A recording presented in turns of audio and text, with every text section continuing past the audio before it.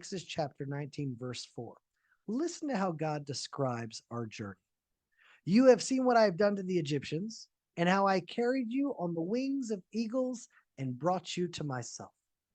So, on one hand, it sounds like, wow, we were like airlifted on first class El Al, comfortable seats on the wings of eagles. But in reality, it was really hard. Israelites were chased to a dead end at the Red Sea with the Egyptian army after them, where nowhere to run and nowhere to hide. They went days without water. They were attacked by the forces of evil in a war against Amalek. That's hardly first class with eagle's wings. I mean, we were carried on the wings of eagles through the challenges of this world. The challenges of this world are a part of the redemption process. So when we see the hard times that Israel's going through, struggling with hostages, struggling with the evil Amalek of the Hamas, that is all a part of the process. The challenges shouldn't weaken our faith. On the contrary, Israel also went through challenges, even though they're being described as being carried on first class on eagle's wings. Israel endured so much in their time in the desert. And the challenges of this world, what we, or at least what I'm starting to realize, is they don't only mold us into who we are, but they also define us.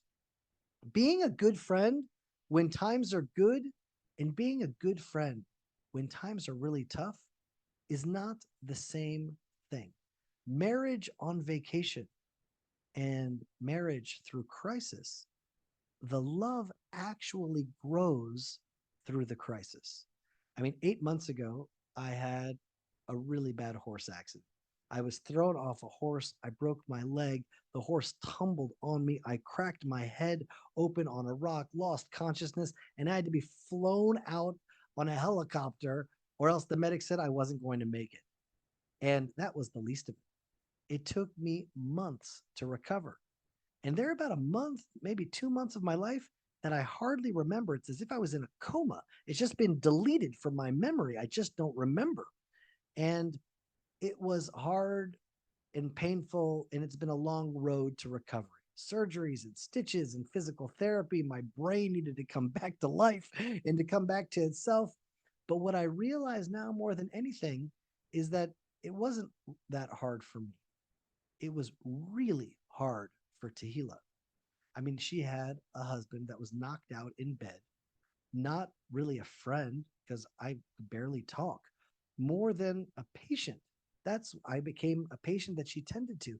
She took care of the home, the kids, the farm, the guests. She helped the fellowship. She worked so hard every day.